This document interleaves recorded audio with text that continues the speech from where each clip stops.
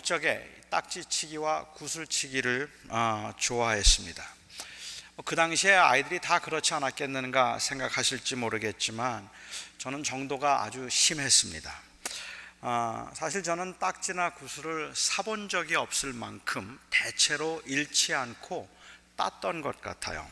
그런 저를 저희 어머님께서는 너무 못마땅하게 생각하셔서 딱지든 구슬이든 집으로 가져오면 그냥 바로 다 쓰레기통에 버렸습니다.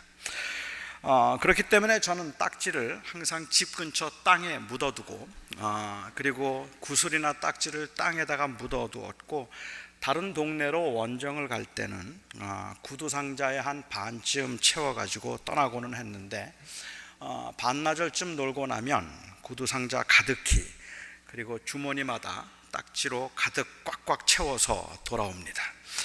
이렇게 모아둔 딱지나 혹은 구슬을 한 번씩 꺼내 들여다볼 때의 그 만족감을 여러분들은 아마 모르실 겁니다. 그렇다고 제가 공부를 안 한 건 아닙니다. 다만 저는 구슬과 딱지를 위해서 공부를 했습니다. 학교에서 돌아오면 무조건 저는 숙제부터 했는데 어두워지기 전에 나가야 했기 때문이고, 그리고 숙제를 핑계로 부모님이 저를 집에 붙잡아두지 못하도록 하기 위해서였습니다. 요즘도 저는 이 공항에만 나가면 가슴이 설레이고 그리고 흥분이 되고 마음이 설레이거든요. 제가 생각할 때는 공항에서 제 마음이 설레임은 옛날 딱지 상자를 옆에 끼고 거리를 헤맬 때 그때부터 시작되지 않았는가 하는 생각을 좀 하게 됩니다. 제가 왜 그렇게 딱지나 구슬을 좋아했을까 한번 생각해 보았습니다. 구슬과 딱지를 왜 그렇게 제가 좋아하고 그렇게 모으려고 했을까? 제가 좋아하는 건 그냥 구슬 혹은 딱지 그 자체가 아니라 사실은 성취와 소유, 거기서 상승되는 자존감 때문이었을 겁니다. 친구한테 얻은 몇 장의 딱지로 온 방을 채울 만큼 많은 딱지를 땄다는 그 성취감, 그렇게 쌓여있는 딱지를 보면서 느끼는 만족감, 특히 도박하듯이 모든 딱지를 다 걸었다가 따게 되었을 때의 그 쾌감, 내가 잘할 수 있는 무엇인가를 제가 하고 있다는 사실로 인한 자존감, 이로 인해서 생기게 된 딱지에 대한 애정, 여러분 이게 이해가 되십니까? 이런 것들이 이해가 안 되시나요? 이런 느낌은 어른들이 재산을 증식하며 느끼는 것과 크게 다르지 않을 거라고 저는 생각합니다. 하지만 저는 이런 쾌감과 만족을 경험하기 위해서 대가를 지불해야 했습니다. 딱지로 인한 가족들의 핍박, 심한 구슬치기로 인해서 손가락이 갈라져서 이제 막 이 고통했던 그 일들, 얼굴과 손이 트고 터지는 육체적 시련을 저는 경험해야 했습니다. 매도 참 많이 맞았고요. 집에서 쫓겨나기도 여러 번 했습니다. 전에 한번 말씀드린 기억이 있습니다만은 제가 너무 딱지에 미쳐서 딱지치기만 하고 다니고 구슬치기만 하니까 한 번은 어머님께서 저를 한강으로 데리고 가셨습니다. 그리고 한강 그 기슭에서 저보고 그냥 빠져서 같이 죽자고 하셨습니다. 하지만 그 사건도 저를 딱지에게서 끊을 수는 없었습니다. 겉으로는 제가 이제는 다시는 딱지치기를 하지 않겠다고 말씀을 드렸지만 속으로는 사실 그때 제가 다짐을 했습니다. 내가 빨리 어른이 되어 독립할 것이다.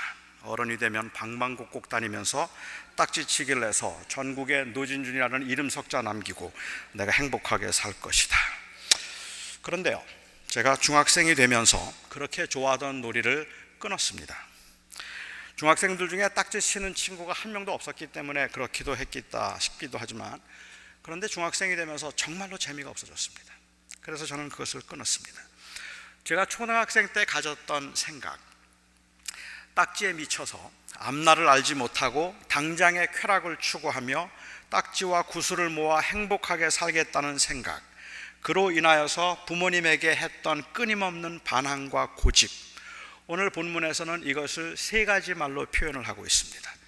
총명이 어두워지고 무지하며 마음이 굳어짐으로 감각 없는 자가 되었다라고 표현했습니다. 지금 생각하면 그때 그 모습이 정말 어리석기 이를 데 없습니다. 부모님의 생각에는 그렇게 돌아다닐 시간에 차라리 영어 단어라도 하나 더 외우고 책이라도 한 권 더 읽었더라면 성적을 올려서 좋은 대학도 가고, 그리고 이 마음에 원하는 직장을 가져서 돈도 잘 벌고 안락한 삶을 좀 살 수 있겠다 싶어서 아마 저희 부모님이 저를 보실 때는 너무 한심하다 생각하셨을 겁니다. 근데 이건 저의 문제일 뿐만 아니라 우리 자녀들의 문제이기도 합니다. 부모들이 자녀들을 볼 때는 답답하기 이를 데 없습니다. 어떻게 하루 종일 게임을 합니까? 게임을 하면 돈이 나옵니까? 밥이 나옵니까? 자신의 미래를 위해서 조금 더 나은 일에 투자를 했으면 좋겠는데, 그런 일보다는 자신의 미래에는 도대체가 관심이 없어서 당장 눈에 보이는 대로 그냥 노는 것, 어떻게 하면 내가 좀 더 즐기고 놀 수 있는가 하는 것만 생각을 하고 있어요. 제발 공부 좀 해라. 제발, 나중에 후회한다. 내가 너를 위해서 공부하라 그러는 거지 나를 위해서 공부하라는 것 아니다. 이렇게 말하면 행복은 성적순이 아니라고 말하는데, 그렇다고 자기 주관이나 비전이 분명해서라면 몰라도 행복은 성적순이 아니라는 말이 공부하지 않으려는 핑계겠다 싶을 때는 답답하다는 생각이 들기도 하고, 그런 식으로 행복은 성적순이 아니라고 그렇게 자꾸 부추기는 어른들이 너무 얄밉다는 생각도 들고, 사실은 대체로는 성적순으로 행복의 가능성이 커진다는 것을 모르는 이 단순함이 어리석어 보이기조차 한다는 말입니다. 성적이 높으면 행복한 건 아니지만, 돈을 잘 벌어서 행복해지는 것은 아니지만, 내가 원하는 것을 함으로 인하여서 경험할 수 있는 만족과 행복의 가능성은 공부를 많이 한 사람들과 열심히 산 사람들에게 더 높다는 사실을 인지하지 못하고 있는 것 같은 그 단순함이 어느 때는 너무 답답하게 느껴질 때가 있습니다. 우리의 자녀들은 인생을 몰라도 너무 몰라서 그냥 자기 좋은 대로만 살려고 합니다. 여러분은 저의 이 말에 공감하실 수 있습니까? 만일 여러분들이 자녀들을 보는 저의 그 관점에 동의하실 수 있다면, 그러면 오늘 본문에 나오는 바울의 말은 어떻습니까? 바울은 에베소 교인들에게 이렇게 권합니다. 이제부터는 이방인이 그 마음에 허망한 것으로 행함같이 너희는 행하지 말라. 저희 총명이 어두워지고 저희 가운데 있는 무지함과 저희 마음이 굳어짐으로 말미암아 하나님의 생명에서 떠나 있도다. 이방인들, 믿지 않는 자들은 마음에 허망한 것으로 행하고 있다고 했습니다. 그런데 저는 이방인들이 마음에 허망한 것으로 행하고 있다는 이 말을 조금 조심스럽게 하고 싶습니다. 이 말은 마치 예수를 믿고 있는 사람들은 아주 잘 살고 있고, 예수를 믿지 않는 사람들은 다 헛되고 허망하게 살고 있다는 말처럼 들릴 수 있는데, 허망한 것이 무엇인가 하는 것을 우선 정의하지 않으면 우리는 믿지 않는 사람들을 부당하게 비판하게 될 뿐만 아니라 우리 스스로 사실은 허망한 것을 좇고 있음에도 불구하고 제 눈에 있는 들보는 보지 못하면서 남의 눈에 있는 티를 보는 격이 될 수 있기 때문에 그렇습니다. 믿지 않는 사람들이 그 마음에 허망한 것을 따라서 행한다는 말은 그들이 향락적이거나 아니면 절제 없이 무분별하게 함부로 살고 있다는 말이 결코 아닙니다. 바울은 언제나 지금 이 비기독교인들이, 믿지 않는 사람들이 언제나 비도덕적이고 비인격적인 아주 저질스러운 인간이라는 의미에서 그들은 총명이 어두워져서 험한 것을 따르고 있다고 말하고 있는 것이 아니라는 말입니다. 믿지 않는 사람들 중에 신자보다 훨씬 더 양심적이고 훨씬 더 겸손하고 훨씬 더 인격적인 사람들이 얼마든지 있습니다. 지난주에 저는 동부에 가서 결혼식 주례를 했습니다. 신랑이 미국 사람이었는데 그 신랑의 할아버지와 할머니는 아주 독실한 기독교인이었고, 그리고 그 신랑의 아버지와 어머니는 주님을 떠난 사람들이었습니다. 그래서 전에는 교회를 좀 다녔다고 하는데 아버지가 믿고 있거나 어머니가 믿고 있는 신앙에 대해서도 관심도 없었을 뿐만 아니라 모든 그 종교, 기독교에 대해서 특별히 상당히 부정적인 생각을 가지고 있는 분들이었습니다. 그런데 제가 교제를 하면서 이 아버지와 어머니, 신랑의 아버지와 어머니는 정말 편안했고요, 정말 친절했고 가정적이었고 너그러웠습니다. 어떤 분이 관계적인 차원에서 보자면 몰상식한 신자보다는 인격적이고 합리적인 불신자가 훨씬 더 편안하다고 한 말도 이해가 되는 말일 겁니다. 믿지 않는 사람들은 그냥 향락적이거나 절제 없이 막 아무렇게나 살거나 비도덕적으로 살고 있거나 문란하게 살고 있고, 예수 믿는 사람들은 절제되고 경건하고 그리고 흠이 없이 살고 있다는 그러한 의미에서 바울은 저들이, 이방인들이 허망한 것을 따르고 있다고 말하고 있는 게 아니라는 말입니다. 허망하다는 말은 악하다는 말도 아니고 비인격적이라는 말도 아닙니다.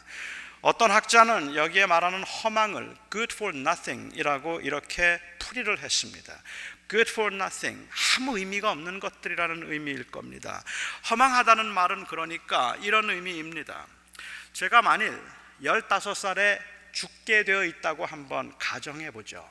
제가 15살에 죽도록 그렇게 사형원고를 받았고, 그리고 15살까지 밖에는 살지 못한다는 그러한 선언을 제가 받았다면 12살 때 제가 딱지에 미쳐서 딱지치기를 하든 아니면 공부에 미쳐서 책만 읽든 그거 다 허망한 일이라는 말입니다. 저는 아마도 저희 어머님께서 15살에 제가 죽는다는 걸 알고 계신다면 12살인 저에게 공부를 하라고 다그치지 않고 하고 싶은 거 하라 그럴 겁니다. 그냥 이제 뭐 얼마나 살겠다고 하고 싶은 거 마음대로 하다가 그냥 그렇게 가는 게 좋겠다, 공부하라고 말할 것 같지 않아요. 공부한다는 게 허망하다는 말이에요. 15살에 죽을 아이에게 12살에 지금 공부를 한다는 게 그게 무슨 의미가 있느냐는 말입니다. 그러니까 그건 허망한 일이 되는 것이죠. 그런데 제가 15살에 죽지 않고 90살에 죽는다면 15살의 나이에 공부를 하지 않고 딱지치기에 미쳐 있는 것은 총명이 어두워진 것이고, 그리고 무지함에 방탕하고 있는 것이라는 말입니다. 이 말을 지금 바울은 믿지 않는 사람들에게 하고 있는 것이 아니라 오히려 이전에는 이방인이었으나 이제는 예수 그리스도를 주로 삼아서 영광스러운 나라의 백성이 된 하나님의 사람들에게 하고 있다는 말입니다. 그러니까 허망함을 결정하는 것은 무엇을 하고 있는가에 결정되는 것이 아니라, 적어도 바울이 말하고 있는 그야말로 good for nothing, 바울이 말하고 있는 허망함이라고 하는 것은 그것은 그 시간의 스팬에 의해서 결정된다는 말입니다. 15년밖에 살지 못한다면 12살의 나이에 무엇을 하든지 그거는 다 허망한 일이에요. 그냥 무엇이든지 하고 싶은 대로 하게 내버려 두어도 괜찮단 말입니다. 하지만 90살까지 살 것이라면 15살 된 아이가 딱지치기만 하고 있는 것은 심히 걱정이 된다는 말이에요. 그거는 그렇게 살면 안 되는 거기 때문에 그렇습니다. 영생을 소유하고 있다는 사람은 어떻습니까? 영원한 하나님의 나라를 바라보고 그 나라에서 영원히 살 것임을 바라보고 있는 사람들에게 있어서는 90년 인생을 살 것처럼 그렇게 열심히 돈을 모으고 열심히 그렇게 성실하게 살아감으로 인하여서 그 나름대로 성공했다는 그 삶도 적어도 영생의 관점에서 보면 그것도 good for nothing이란 말이에요. 그것도 허망하다 하는 이야기를 지금 하고 있는 거니까, 무엇을 하고 있는가에 의해서가 아니라 어떤 관점에서 보는가에 의해서 허망함이 결정된다고 저는 그렇게 말할 수 있지 않을까 하는 겁니다. 인생이 90년이라면 한 90년, 100년이라고 할까요? 인생이 100년이라면 그냥 원하는 대로 즐기며 살아도 됩니다. 할 수 있으면 젊은 나이에 돈을 많이 모아두세요. 그렇게 돈을 많이 모아두고 안정된 직업을 가지고 미래를 잘 준비해서 남은 여생 그야말로 후회 없을 만큼 마음껏 즐기고 그리고 사세요. 인생이 뭐 별거 있습니까? 할 수 있으면 잘 먹고 잘 놀고 눈에 보이는 것은 다 가지면서 즐기고 끝내면 되는 겁니다. 100년 인생이라면 그 100년 준비해서 잘 살면 되는 겁니다. 절제하고 아끼고 피하다가 즐기지 못하고 죽으면 그야말로 good for nothing이에요.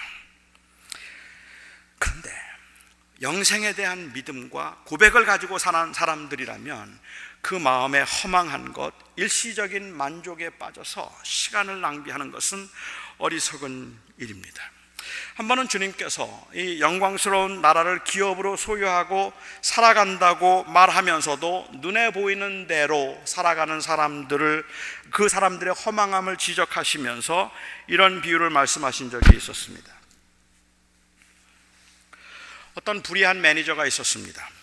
게으르고 아주 불성실한 사람이었는데 마침내 주인에게 그의 불성실함이 발각이 되어서 이제 곧 해고를 당하게 되었습니다.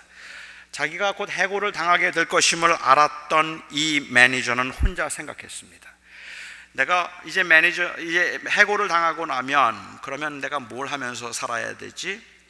노동을 하자니 힘이 없고 빌어먹자니 그건 좀 창피하고 이제 내가 어떻게 살아야 되나? 이렇게 고민을 했던 그는 주인에게 빚진 사람들을 불러들여서 이 채무 계약서를 조작했습니다. 그래서 채무자들의 빚을 줄여주었고, 그리고 그 빚을 조금 가볍게 해 주었습니다. 여러분, 지금 여기에 있는 이 사람은 아주 악한 사람이라서 이 주인의 물건이나 주인의 소유를 자기가 취한 것이 아닙니다. 이 사람은 서류를 조작하기는 했는데 그렇게 해서 자기가 취한 건 하나도 없습니다. 오히려 100을 꾸인 사람에게는 그것을 50이라고 고치게 하고 100을 꾸인 사람에게는 80이라고 고치도록 해서 그 사람들의 빚을 가볍게 해 주었을 뿐이지 자기가 그래서 그 돈을 가진 건 아닙니다. 그가 그렇게 했던 이유는 그냥 환심을 사기 위해서였을 겁니다. 나중에 자기가 잘못되면 그들에게 도움을 받을 수 있을까 해서 한 일이라는 말입니다. 이 일도 악한 일입니다. 아주 불의한 일입니다. 자기 것도 아닌 것 가지고 자기 것인 것처럼 그렇게 서류를 조작하고 다른 사람들의 그 빚을 탕감시킴으로 환심을 얻어서 나중에 자기에게 좀 잘해줄 수 있도록 해주는 그러한 아주 교활한 자란 말입니다. 이 교활하고 이 불의하고 이 못된 자를, 처음부터 불성실하고 처음부터 게을렀고 그럼에도 불구하고 나중에 결국 생각해낸 것이 이제 내가 먹고 살기 위해서는 이렇게라도 해야 되겠다고 생각해서 그 사람들에게 거짓된 서류를 조작하는 이 일밖에 할 수 없었던 악한 자란 말입니다. 그런데 주님이 그를 칭찬하셨어요. 물론 그의 불의를 칭찬하신 것이 아닙니다. 사실은 주님께서는 그를 칭찬하신 것도 아닙니다. 정말로 불성실하고 악한 자, 이렇게 못된 자 본 적이 있느냐는 말을 오히려 제자들에게 하고 있는 거라는 말이에요. 이렇게 못되고 악한 자인데도 불구하고 그 악을 통하여서, 허망한 것을 통하여서 자기의 미래를 걱정하고 있다. 그리고 자기의 미래를 준비했다. 그런데 어찌하여 영생을 얻었다는 사람들이, 영원한 하나님의 나라를 소유하고 이 땅에서 살아간다는 사람들이 그 영원한 나라의 가치에 의해서 세상을 살지 아니하고 마치 인생이 죽으면 끝나는 것처럼 생각하고 그렇게 살 수 있는가? 그래서 주님은 이 비유를 끝내시면서 이 세상에서는 어두움의 아들들이 빛의 아들들보다 더 지혜롭다고 말씀하셨습니다. 차라리 80년 인생이, 90년 인생이 끝이라고 생각하고 그거 준비하고 살고 그냥 그렇게 살고 끝낸다고 생각했더라면 이 사람들의 사는 모습이 영생이 있다고 말하면서 누리지도 즐기지도 못하고 그렇다고 영생 앞에 소망을 가지고 살아가지도 못하고 있는 이 애매함보다는 훨씬 더 지혜롭다고 말씀하신 겁니다. 이런 상태에 관해서 바울은 19절에서 이렇게 말했습니다. 저희가 감각 없는 자 되어 자신을 방탕에 방임하여 모든 더러운 것을 욕심으로 행하되 오직 너희는 그리스도를 이같이 배우지 아니하였느니라. NIV 영어 성경 번역이 조금 재미있습니다. 1.5세식 콩글리시로 표현을 해보자면 여기에 이 사람들은 sensitivity를 잃어버려서 sensuality를 따라가고 있다라고 그렇게 번역을 한 겁니다. 이 번역대로 하자면 인생의 허무함에 대한 감각, 영원한 나라의 그 영광스러움에 대한 감각을 잃어버리면 눈에 보이는 대로 당장에 좋은 대로만 행하게 된다는 말입니다. 도덕적인 감각을 잃어버리면 편리함과 유익을 따르게 됩니다. 영적인 감각을 잃어버리면 눈에 보이는 것들이 전부인 것처럼 따라가게 된다는 말입니다.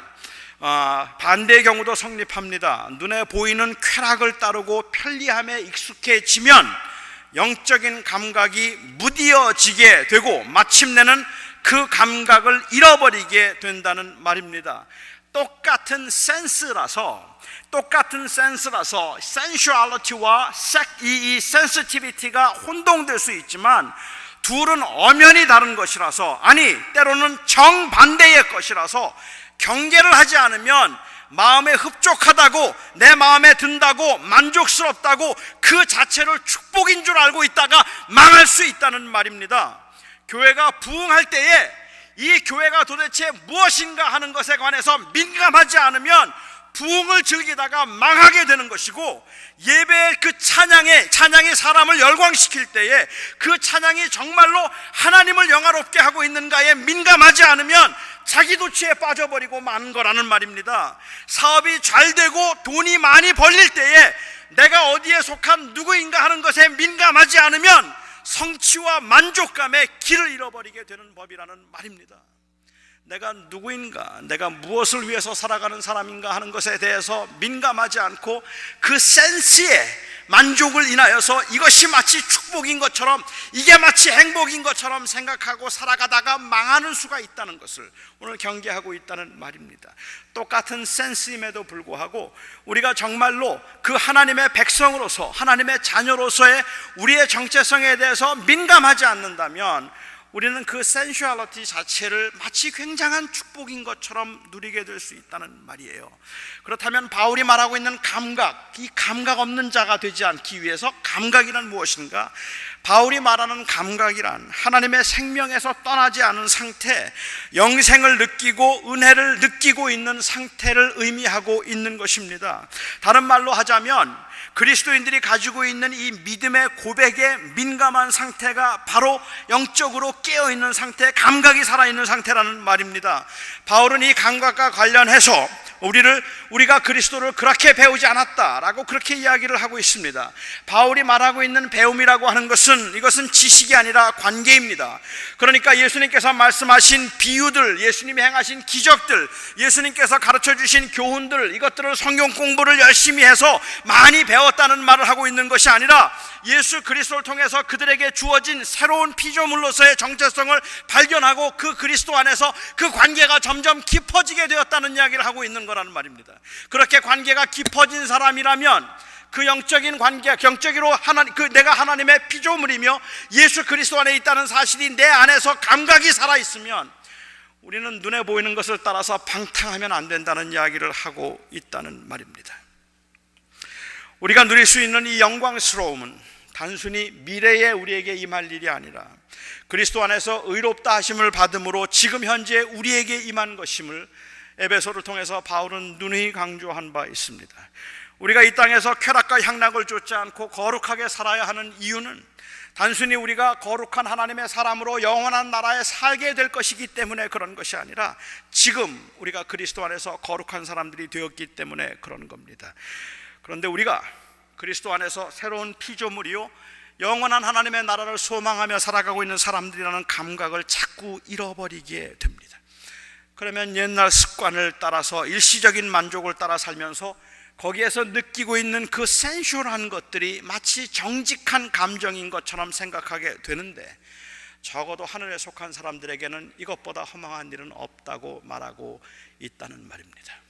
여러분들은 목사들이 교회가 부흥하고 난 다음에 소위 말하는 타락이라는 것을 경험했다는 것을 여러분들은 보신 적 있습니까? 언제 타락하는지 아십니까? 어떤 것을 타락이라고 부르고 어떤 것을 방종이라고 부르는지 아십니까? 그 교회가 부흥할 때 부흥을 즐기느라고 그 부흥에 빠져서 하나님이 나를 무엇을 위해서 부르셨는가 하는 그 하나님의 부르심과 그리고 내가 무엇을 소망하며 사는가 하는 그 정체성을 잃어버리게 되면 그 사람은 타락한단 말입니다. 그러면 넘어지게 되어 있다는 말을 하고 있는 겁니다. 카버넌트 신학교의 학장이었던 브라이언 채플이라고 하는 분이 설교에서 어느 장로에 관한 이야기를 했습니다. 이 장로가 젊은 여인과 사랑에 빠졌습니다.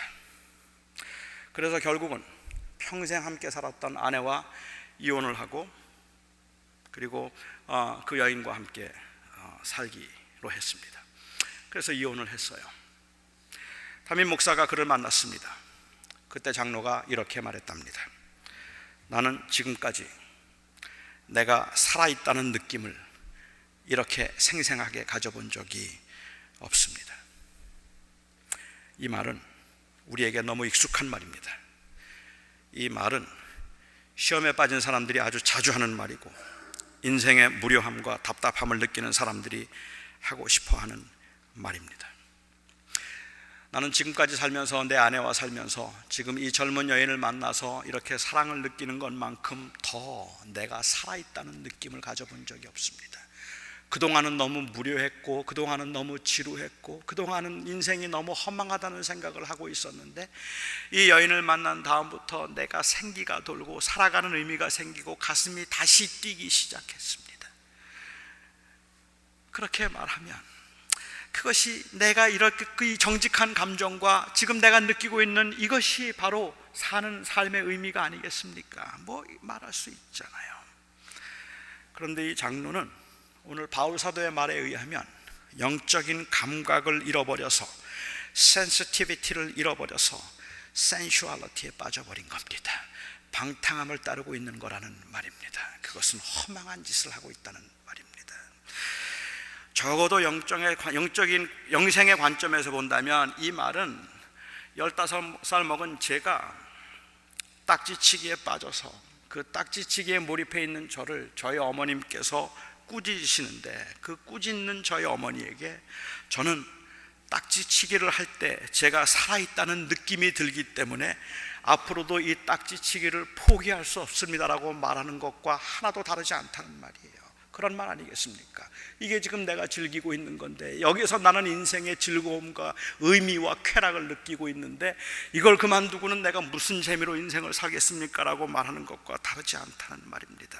그래서 좋아 보이는 느낌, 당장의 즐거움을 주는 것들, 이것들을 사실은 경계해야 합니다. 감각을 잃어버리게 만들 수 있기 때문입니다. 좋은 집, 좋은 음식이 나쁜 건 없겠지만 그것에 빠져서 영적인 감각을 잃어버리면, 다시 말해서 우리가 그리스도 안에서 누릴 수 있는 진정한 자유와 정체성을 놓친다면 이건 너무 허망한 일이라는 말입니다. 이에 관해서 존 파이퍼는 이렇게 말합니다. 그리스도인들을 영적으로 굳게 만드는 것은, 다시 말해서 그리스도인들을 영적으로 병들게 만드는 것은 독이 아니라 애플파이다 이야기를 했어요. 전혀 해로워 보이지 않는 이 애플파이가 입맛을 잃게 만들고, 그리고 거식증에 걸리게 만든단 말입니다. 단 것일수록 빨리 굳는 법입니다. 아니, 단 것일수록 빨리 굳게 만드는 법입니다. 마찬가지로 남에게 별로 해가 되지 않을 것 같은, 나에게 그래도 좋은 그 즐거움을 줄 것 같은 포르노, 도박, 사치, 대단하지 않은 욕심들이 영적인 감각을 무디게 만들어 버린다는 말입니다.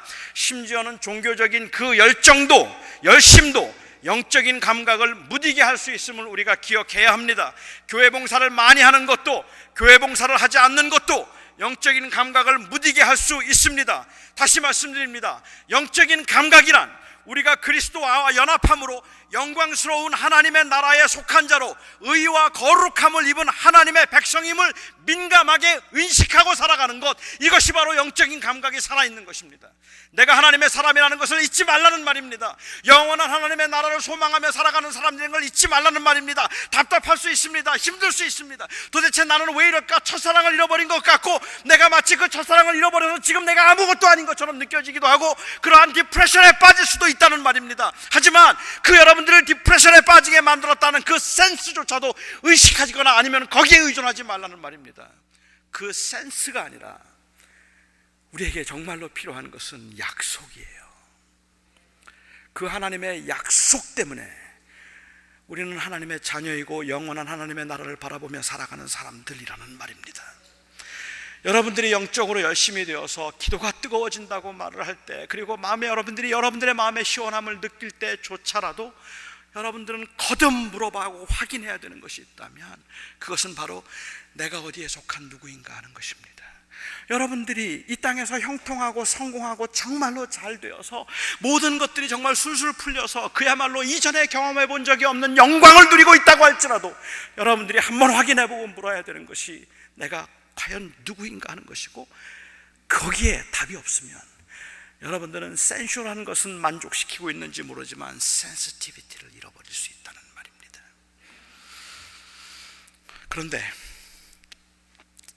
정말 저를 힘들게 만드는 것은 이러한 문제의 진단에 관한 이야기를 하는 것이 아니라 처방과 치료에 관해서 이야기를 하는 것입니다. 그러면 영적으로 무뎌진 사람들은 어떻게 해야 합니까? 어떻게 하면 다시 영적으로 민감해질 수 있습니까? 여기에 계신 분들 중에도 아마도 참 많은 분들이 내가 영적으로 무뎌졌다고 생각하고 있을 텐데, 나는 영적으로 민감하지도 않고 지금은 아무런 감정도 감동도 아무런 느낌도 사실은 없어서 모든 게 다 그냥 형식적인 것 같기만 하고 답답하기만 한데 난 어떻게 하면 좋겠습니까? 어쩌면 여기 계신 여러분들이 듣고 싶은 이야기는 이 세상에 험한 것에 빠졌다는 사실보다 오히려 그러면 어떻게 하면 좋겠는가 하는 그 답을 듣고 싶어 하실 겁니다.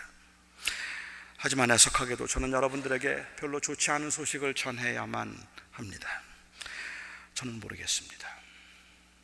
너무 안타깝고 너무 답답한데 저는 정말로 모르겠습니다. 오늘 본문 말씀을 여러 번 그 관점에서 읽어보았습니다.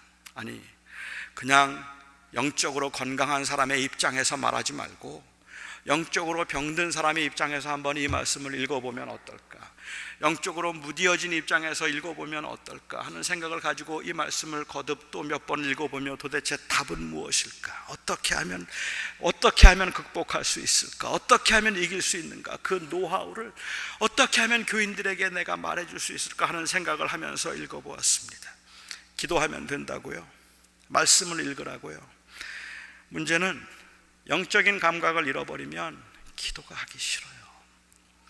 영적인 감각을 잃어버리고 난 다음부터는 성경 말씀도 귀찮고 싫어요. 아무것도 하고 싶지 않은데 아무것도 하고 싶어 하지 않는 그 사람에게 무슨 말로, 어떤 말로, 어떻게 하면 회복될 수 있고 일어설 수 있게 할 수 있겠습니까? 잘 모르겠습니다. 그런데 오늘 말씀을 읽으면서 한 가지만 분명합니다. 영적인 감각을 잃어버리는 것은 대단히 위험한 일입니다. 영적인 감각을 잃어버리면 죽을 수도 있습니다. 잘못하면 죽을지도 모릅니다. 바울은 그 위험을 경고만 하는 것 같습니다. 감각 없는 자가 되어서 자신을 방탕에 방임하지 말고 오직 심령이 새롭게 되어 새 사람을 입으라. 너무너무 간곡하게 이 말을 하고 있기는 한데, 이 말을 들으면서 저와 여러분 느끼고 있는 그 답답함이 있다면 무엇인가 하면, 그러니까 어떻게 하면 내가 새 사람을 다시 입겠느냐고요. 그 질문을 우리는 하고 있는 것이고, 그 질문에 대해서 바울은 별로 뾰족한 대답을 하지 않고 이렇게 하면 문제를 해결할 수 있다고 말하지 않고 오히려 더 거듭 강조하기를 너 그렇게 하면 죽어 라는 말만 하고 있다는 말입니다. 감각 없는 자가 되지 않도록 깨어 있어야 하겠지만, 만일 단 것들에 의해서 아니면 고난에 의해서 우리가 영적으로 무디어졌음을 느끼신다면 다른 건 모르겠어요. 그런데 한 가지만 말씀드릴 수 있습니다. 반드시 깨어나셔야 합니다. 아니면 너무 위험합니다. 꼭 다시 살아나야 합니다. 여러분은 지금 그렇게 살면 안 됩니다. 우리는 이렇게 살면 안 됩니다. 총명이 어두워지고 마음이 굳어져서 감각을 잃어버린 자가 되는 것, 그리스도인들에게는 이것이 가장 큰 비극입니다.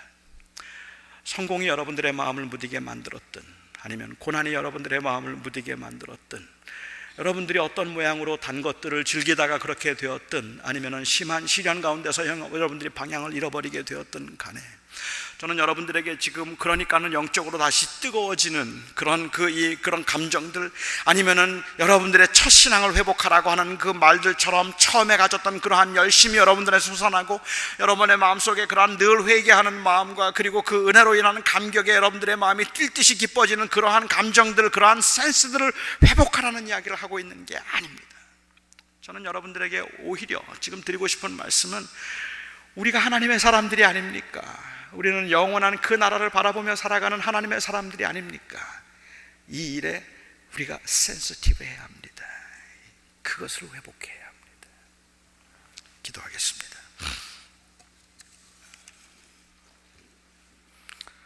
오 자비로우신 아버지 하나님, 100번을 넘어지고 1000번을 쓰러져도 우리는 주의 은혜로 영원한 하나님의 나라를 바라보고 살아가는 하나님의 사람들입니다. 눈에 보이는 것들 때문에 수없이 많은 시련과 시험에 넘어지기는 하지만, 그럼에도 불구하고 우리가 지금 이 시간도 붙들 수 있는 그 고백은, 우리는 하나님의 사람들입니다. 거룩하신 아버지 하나님, 사랑하는 성도들을 위하여서 주님 이 시간도 간절히 기도하옵고 원하옵나니, 비록 많은 것들에서 형통함을 경험한다 할지라도, 비록 내가 원하는 대로 되어지는 것은 아무것도 없는 것 같다 할지라도, 아버지 하나님, 그 여러 가지 많은 상처와 환난과 그리고 또한 그 복잡한 상황 가운데 우리가 누구인가를 잊지 않게 하시고, 우리가 누구인가에 민감한 감각이 살아있는 저희들이 되게 하여 주시옵소서. 우리를 불쌍히 여겨주시고 우리 사랑하는 성도들을 긍휼히 여겨주시고 도와주시옵소서. 예수님의 이름으로 기도하옵나이다. 아멘.